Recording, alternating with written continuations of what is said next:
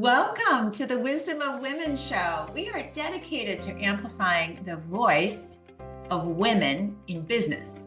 A new model of leadership is emerging, and we are here to amplify the voices of women leading the way. I am your host, Coco Salmon, five-time founder, impact investor, and creator of the Force for Good system. Thank you for joining us today as we illuminate the path to unlocking opportunities and prosperity for women-led enterprises by amplifying the voice and wisdom of women. Today, we have an expert who can help us make sure that we can protect our valuable trade secrets and that we are thinking smart about how we proceed in business. So today we have Lauren Bercuson, founder and CEO of StoryLock Legal. She's a distinguished trademark and copyright attorney committed to empowering women entrepreneurs and innovators to safeguard their creative and business assets. With a Juris Doctor from the University of Miami School of Law and a robust background in intellectual property law, Lauren has excelled in providing comprehensive legal services tailored to the unique needs of startups and established businesses alike. Her approach combines legal expertise with a personal passion for children's literature, evidenced by her award-winning blog, Happily Ever Elephants, and the Dawn Society, a virtual book club for young readers. I love that. Lauren's dedication extends beyond legal protection. She is a champion for storytellers of all types, ensuring their business dreams and legacies are secured for future generations. Recognized in prominent publications like Parents Magazine and Good Housekeeping, Lauren brings a blend of professionalism, warmth, and innovative legal solutions to her clients. Welcome, Lauren. Thank you. It is such an honor to be here. And my goodness, thank you for making me sound so fabulous in that bio. You are fabulous. We're in a similar community, the entrepreneurista community, and everybody sings your praises. I was just so excited when I put out the invitation for you to come and you said yes. So I'm so happy you're here. Thank you. It's an honor. I'm thrilled to be here. Tell us, what is a book written by a woman that has significantly influenced your life? All right. So I am a huge reader, avid reader. The only way my parents could punish me when I was a child, if I did something wrong, was by taking away my books. It was the only thing I cared about. So asking me to pick a favorite book is almost like asking me to tell you which of my children I like better. So I'm going to go a totally different route. As you said, I was a children's book reviewer for many years. There is a children's book that I love that I read with my children all the time, that I've gifted to many a mom who has a new baby, and it's called A Hat for Mrs. Goldman. And the book is about a little girl who wants to do a mitzvah, which in Judaism means a good deed, wants to do a mitzvah for her neighbor, and her neighbor makes hats for everyone to keep them warm when it's cold outside.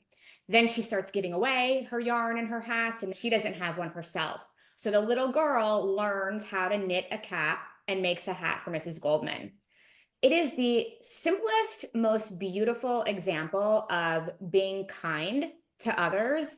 And it's not, trite, it's not didactic. It's just a lovely story about how the smallest acts of kindness can truly change a life. In my business, in my life with my children, kindness to me is everything. And I think when people hear law or legal, they get terrified, especially female founders. It's not a place people want to venture. I just love this book for the last 7 years or so. It's always stuck in my mind as a beautiful way to remember that kindness is everything, whether it's in your personal life or in business. When you are kind, that's all that matters. It's just the way to lead. I love this. This is such a wonderful recommendation, and I can't wait to go get this book. Yeah, for anyone with children or grandchildren, it's truly a wonderful little story. I've done this with teams in the past where I've bought memorable children's books as gifts for my team.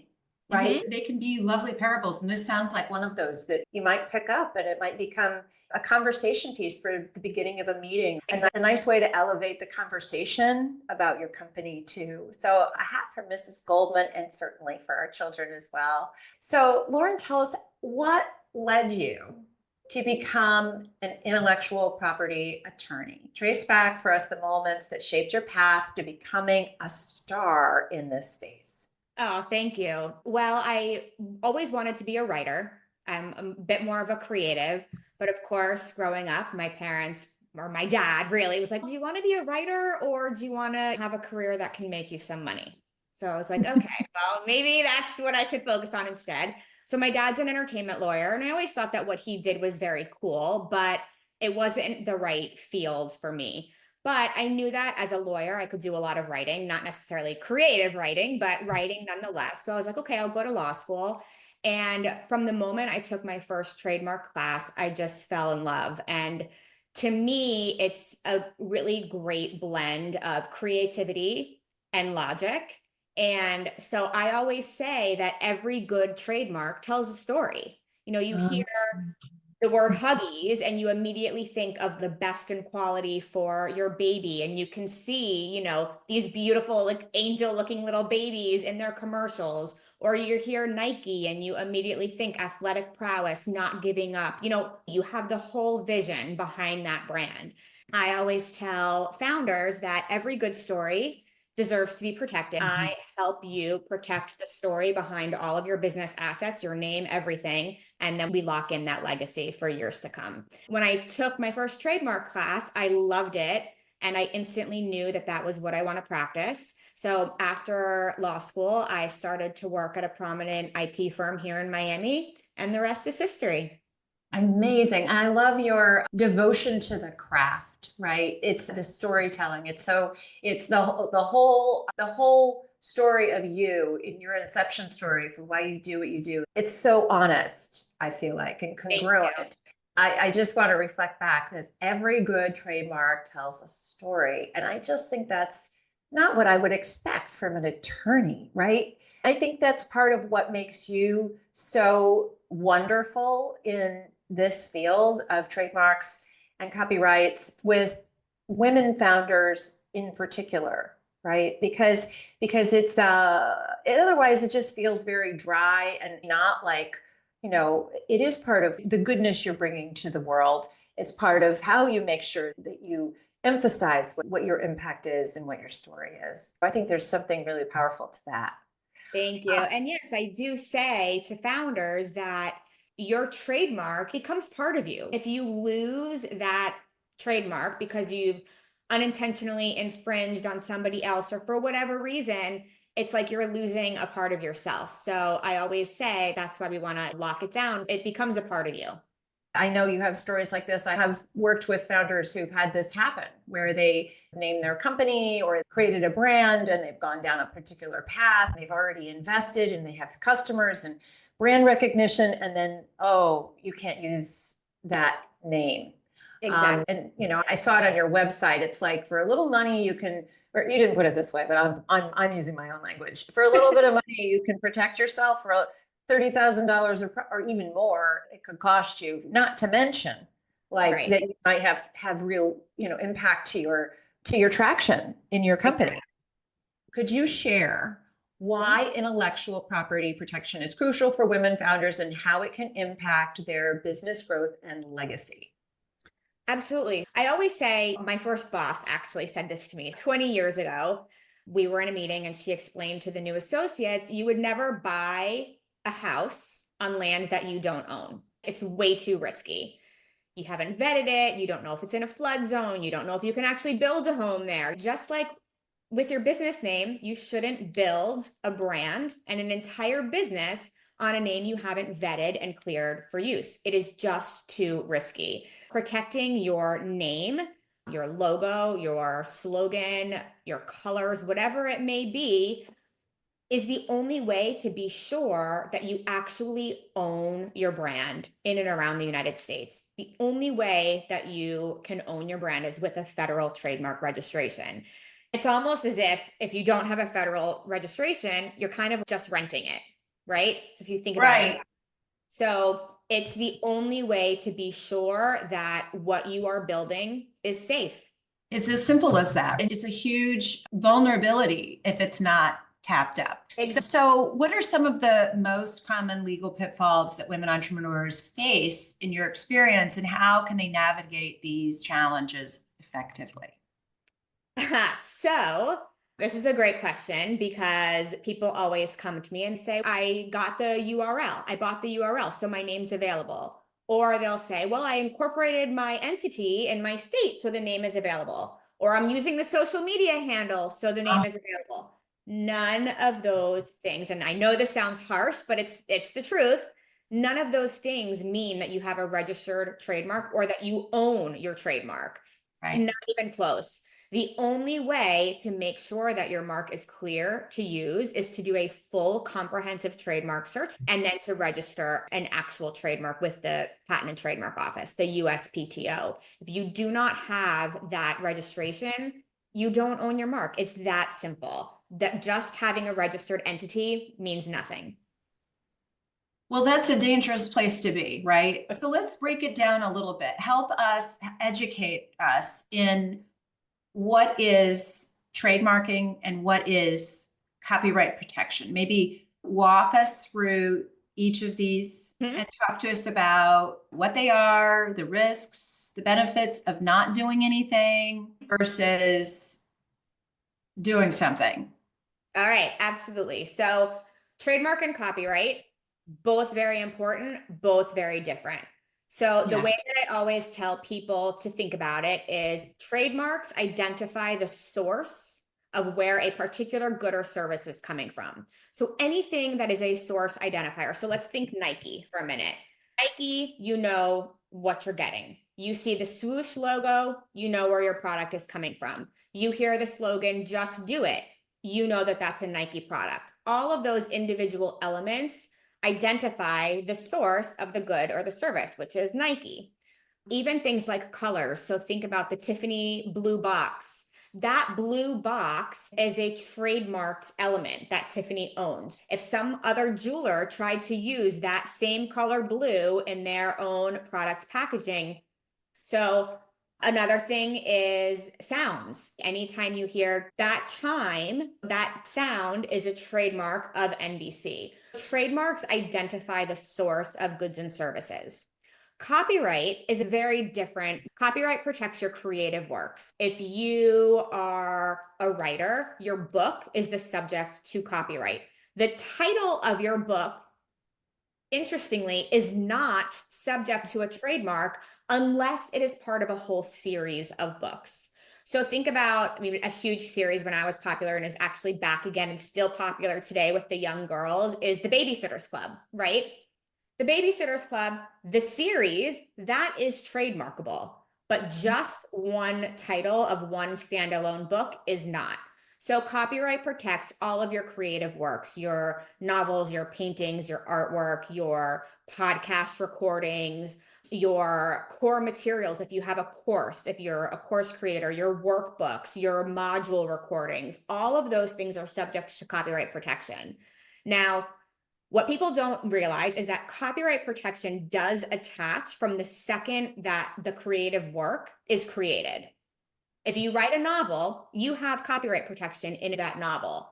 However, if somebody takes your novel and tries to pass off parts of it as their own, you cannot take action against that third-party infringer without having a copyright registration. Even though copyright attaches immediately, it's always beneficial for business owners to be proactive. I'm all about being proactive, not reactive, but file your copyright applications with the US Copyright Office for your core materials, anything that's truly important to your business. It's really easy to do. It's very inexpensive. It's one of those areas where I tell my clients, I don't want to take your money for this. It's really something that you can do yourself. If someone has a whole slew of things that they want to copyright, then sometimes I'll sit, we'll do like an hour and I'll walk them through the process on Zoom. Otherwise, it's a simple thing to do by yourself. So that's the difference. Creative copyright is for your creative works. Trademark is for your names, logos, anything that identifies the source of a good or service. Amazing. Okay. It does. No, it actually makes a huge difference. You broke it down. It's also, you talk about trademarking, but then you talk about copyright protection because you have the copyright, but you can't protect yourself if it isn't registered. Exactly.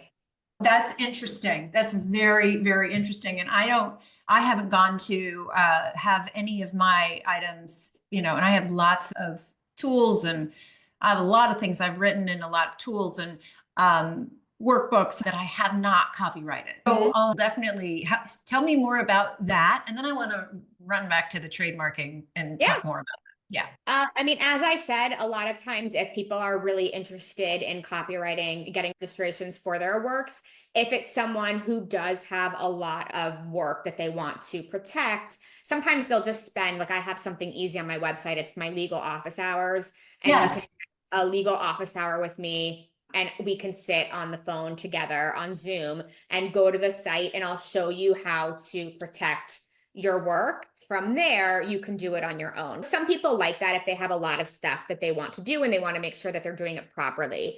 Other times I steer people just to the website and say, do your best. It's really pretty simple. It's pretty, and simple. I think it's like $35 to $75 for one registration, depending on what you're protecting. So it's really, that's why I always feel bad. Like, I don't want to take someone's money when you can really do it yourself for not that much. Right. And it sounds like even something you could train an assistant to do perhaps on some of these, like just give the language on the important fields to fill out.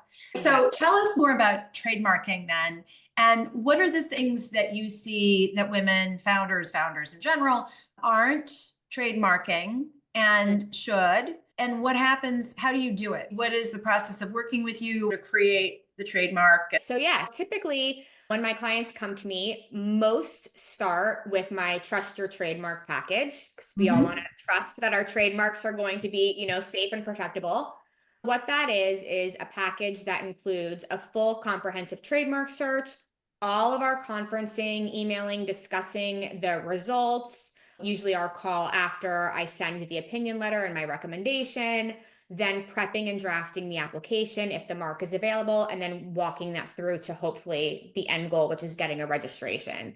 The comprehensive search is arguably one of the most important pieces of starting a business. It's something that is often overlooked because business owners say, oh, well, I Googled the mark and I didn't see anything. Right. Problem with that approach is that as a trademark expert, we are trained to identify all of the different nuances that could derail your trademark application or your business.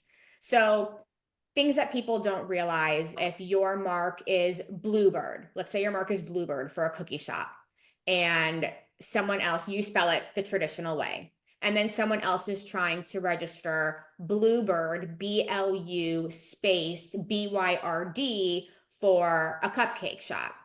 The Patent and Trademark Office is going to consider those marks confusingly similar. As even though they're spelled differently, you ask me, Coco, oh, hey, Lauren, where did you get those cookies? And I say Bluebird. They're going to be like, well, wait, which Bluebird? One's a cookie shop and one's a cupcake shop, but the cupcake shop also has cookies. So I'm not going to say, oh, Bluebird, BLUBYRD. That's what people do. So the PTO is really looking at things that cause confusion. We look at, different spellings, the different variations. Express could be EXPRESS. It could be XPRESS. Something that's, for you could be the number 4. It could be FOUR. It could be the, FORE. Like there's all these different variations that need to be taken into account. So we look at phonetic equivalence. We look at foreign equivalence. So if I have a cookie store called, for instance, Red House, and somebody else wants to start a cookie store and they're like, oh, I'm going to call it Casa Roja. Guess what? You might think you're being clever because your mark is in Spanish, but the PTO is going to look at the equivalent of that, which is Red House, and then you're out. So we're looking at phonetic equivalence, foreign equivalence. If I am, if you're Bluebird Cookies and I'm the Bluebird Cookie Shop, those are still confusingly similar because the Oh, yeah. distinct part of that mark is Bluebird. So people don't realize that just adding an S, adding the word the, things like that don't make a difference. So that comprehensive search is really important in the beginning because it gives us the whole landscape. We're looking in the Patent and Trademark Office at all applications and registrations. We're looking at marks that are in use but not registered because those could come back to haunt you because in the US, trademark rights accrue based on the first person to use the mark. So there's all these different things that we look at because we want to make sure that when we're filing your application, not only is it clear to use, but you're not going to get an outsider that hasn't filed their mark yet come after you because they were using the mark before you. It really gives us the most informed way to strategically proceed with your brand name.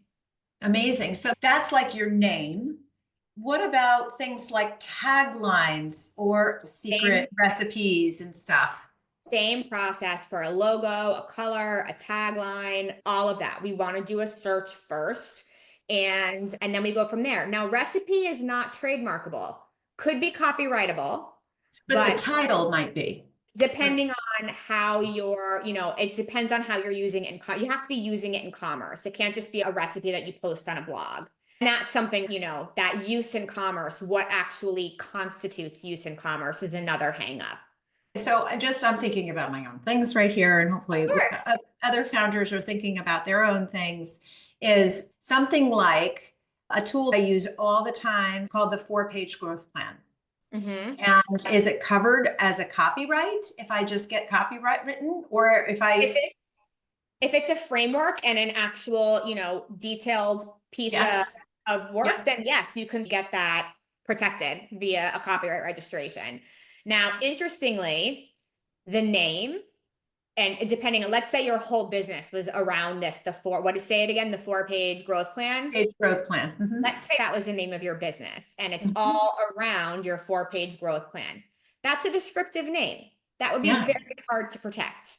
There is a trademark spectrum of distinctiveness where you have generic and descriptive marks on the weak side, and then suggestive, arbitrary, and fanciful marks on the really distinctive side. So you always want to be as distinct and unique as possible. That is good advice, right? Mm-hmm. There might be situations where you have something you want to trademark. So I'm inviting founders to think about just however you might think of your business and what you want to protect, and where you might also be open to risk from others. So talk to us about the risk. These are the things we can do to protect ourselves, but paint some stories about things that happen when we don't have proper trademarking or copyright protection. All right. So perfect example happened a few weeks ago. I worked with a client on clearing and protecting her name. So we did all the work. We saw her name was clear. We filed an application in December. In a community group, I see someone introduce themselves with the same name as my client. I text my client or send her a message and I was like, oh my gosh, I assume this is working. She's working with you. This is so cool. Tell me about this part. Also thinking like, oh God, did we not include this particular service? She writes back, she's like, that's not my business. My client hadn't launched yet, but we filed an intent to use application, meaning she has an intent to use the mark. She's working on getting her stuff off the ground, and we filed that application. It's the only way you can get rights to a mark that you haven't begun to use is by filing this application. Didn't want to get lawyers involved yet because we always try to go like the, kindest, easiest, lowest cost amount first. So she reached out to this other business owner and said, I already filed an intent to use application for this mark. The girl didn't respond, but 3 weeks later, all of a sudden, all of her branding has changed. She has a new name because she knew that because my client filed that intent to use application, she would have won, even though this other person launched first, because that intent to use application it's deemed constructive use. So it basically gave my client the upper hand. Filing those early applications is huge. Another problem that I saw was a client came to me after she did all of her own work and filed her trademark application and gets a refusal because her mark, kind of like the Bluebird situation I explained, had an I and the other mark had a Y for similar services. She had to change everything because she needed to find a mark that wasn't as confusingly similar as this one that was already on file. So really doing that search in the beginning saves so much time, energy, and money down the road. Spending $2,500, we're all about the same price, but to work with an attorney to clear your mark, to get everything on file, can literally save you $5,000 down the road. Because think about it, if you have to rebrand, if you're a service-based business, it's bad enough. But if you're a product-based business, you're looking at your product, your packaging, your bottles, your boxes, your shipping materials, everything. And it's a really big headache. So I always say starting smart is the way to go. Let's be proactive and not reactive. Thank you. You started to answer one of the questions that I have, which is which types of companies, are there particular types of companies that are at the biggest risk, where the vulnerability is so much worse? And of course, it's vulnerable for any brand, but you just talked about like retail types of brands, any product types of brands where product-based businesses, I mean, you want to be so careful. Service-based businesses too. I mean, it's one thing if you're using your own personal name, which I don't love, to be honest. That's why I have a brand name, Block Legal, and I don't go by Lauren Bercuson. But if you're a product-based business, you're especially vulnerable because there's so much you would have to change in the way of your actual product.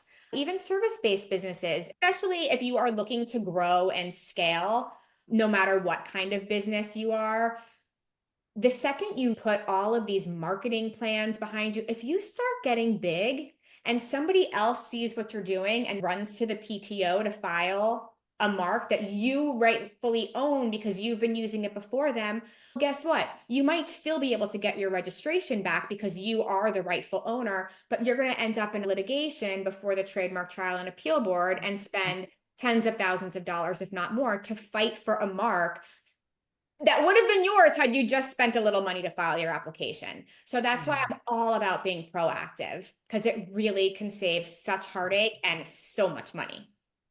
No, that is such a great story because it really illustrates what can happen, and not necessarily that every single time you couldn't be able to keep your name, but that it's just a huge distraction and waste of money. Exactly. Right? Beautiful. So how should visionary women founders incorporate legal planning into their business strategies to ensure long-term protection and business growth and success? What should we all be thinking about? And I know you focus on trademarking and copywriting, but I know you also do contracts and various other things. So talk to us about what you think we should all be thinking about and make sure that we're strategic about our legal support. Absolutely. Always be thinking about clearing your name and the foundation you're going to build your business on. That's number one. That's the easiest thing you can do, right? It's very, very simple. Do that. Maybe not step one, but it should be in the very, very beginning. Obviously, you want to incorporate your business so that you don't have personal liability. You want to protect all of your core materials, and you want to make sure that all of your contracts are in place for employees, partnership, whatever it is.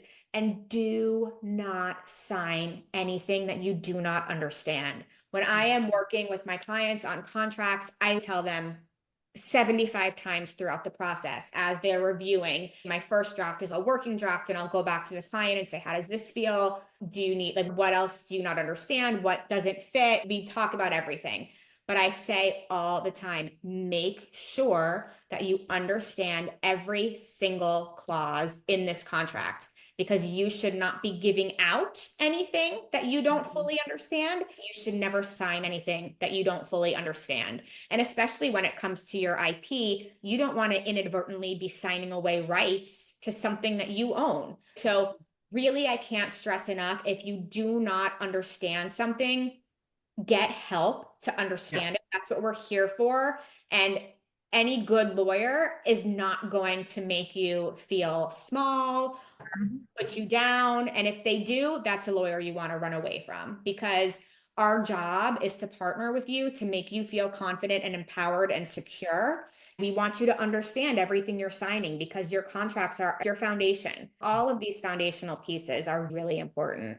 And it's important that you truly review and understand. I cannot tell you how many people just sign things willy-nilly and it comes back to haunt them. Oh my goodness. I can tell you this, A Force for Good is my sixth business. Early on, I was like, oh, I don't want to spend the money on legal and this and that. I have learned that good attorneys, good accountants, good HR experts, if you don't have in-house HR, having those pieces is critical. I've experienced every rookie move. And Most of us have, right? I mean. Right. Right. I had a 1099 employee, inappropriately classified and had to pay a ton of fines. I worked with an attorney on a lease, and when we revised the lease, like when I re-upped it, I didn't have the attorney look at it and thought it was the same thing. It wasn't. Terrible. And now, I just went through a merger and then an acquisition. You get really serious and dirty with your lawyers when that comes up. I've learned that you have to work with attorneys and find one. Not all attorneys are the same. The other thing I would say is like, there's a lot of, you founders listening today, you might have an attorney that you work with for a variety of things, but trademarking and copywriting, intellectual property is a specialty. It's the same way that you wouldn't go to a GI when you're having a problem with your ears. Or if you are needing knee surgery, you're not going to go to a dentist. They're Yes. all different types of practices. And, Yes. Yes. trademark lawyers are experts in trademark law. I'm not going to pretend to tell you that I could do your incorporation agreement or your partnership agreement. That's not my domain. That's not my expertise. We understand things that a normal attorney who doesn't practice trademark law but has a different expertise might not understand. It's not a ding to those attorneys. They do what they do. We do what we do. And we all work together to achieve results for our client. We all have different expertise. I liken it to doctors. You go to, an eye doctor when you have a problem with your eyes. You wouldn't go to a dermatologist for that. Same thing.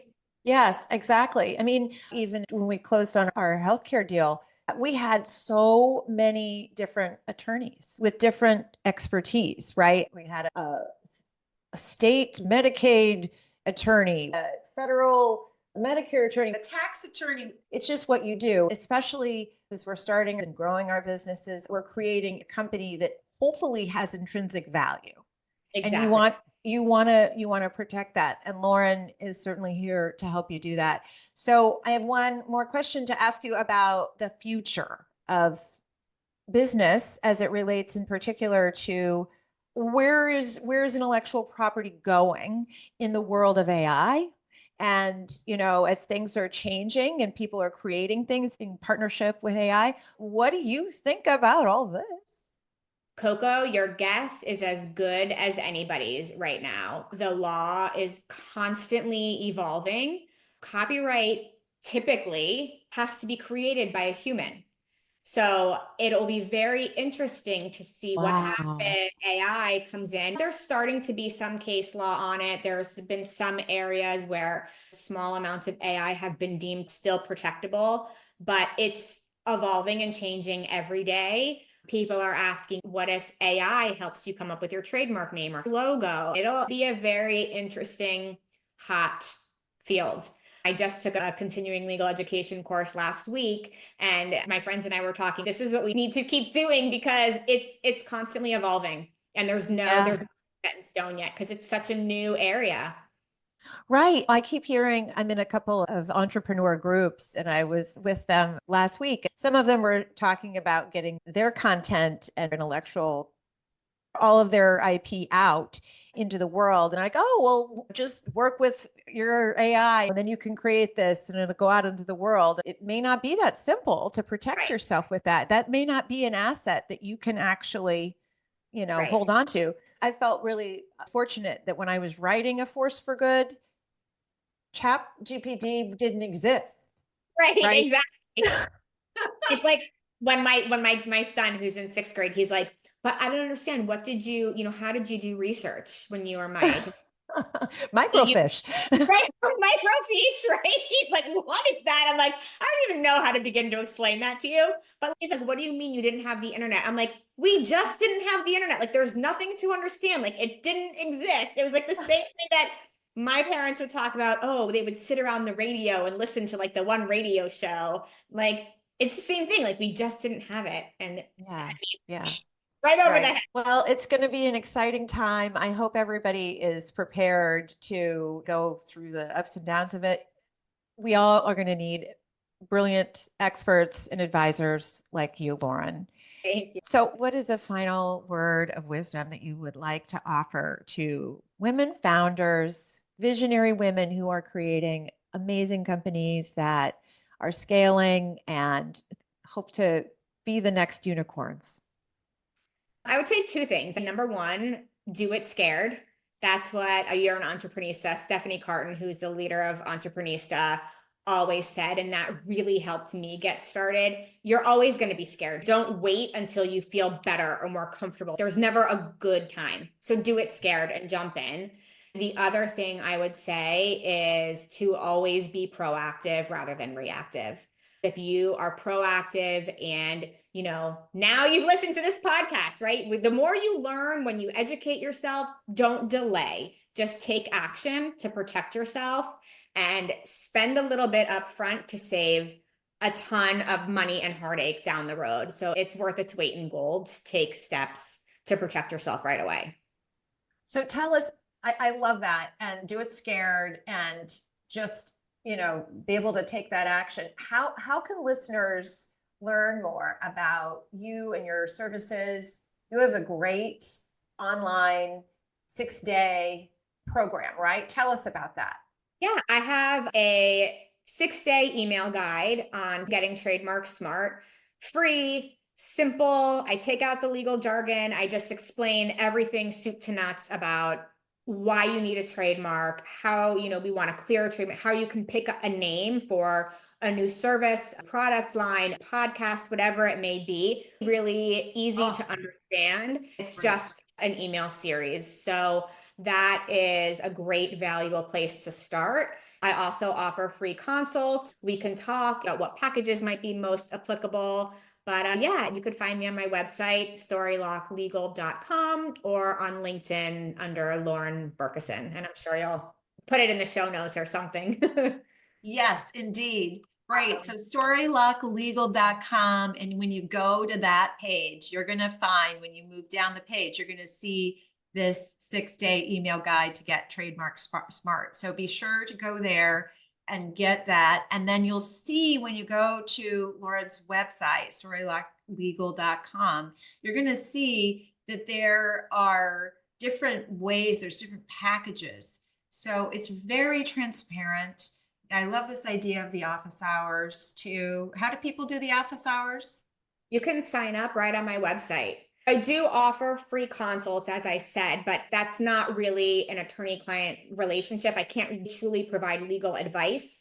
Sometimes people will meet with me, and if they want more advice, then they'll go into an office hour, or sometimes people will just start with an office hour and say, this is what I have and I need help. I love it.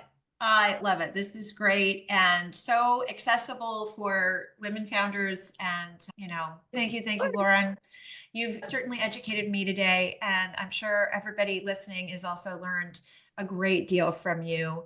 Thank you, everyone, for joining us on the Wisdom of Women show. Thank you, Lauren, for illuminating the path to unlocking opportunities for growth and prosperity for women-led enterprises.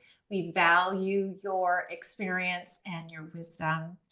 Thank you so much. It was wonderful to be here. It was so nice to speak with you after some times of having to cancel. Exactly. And so thank you everybody for being here. Just remember, the world is made better by women-led business. So let's all go make the world a better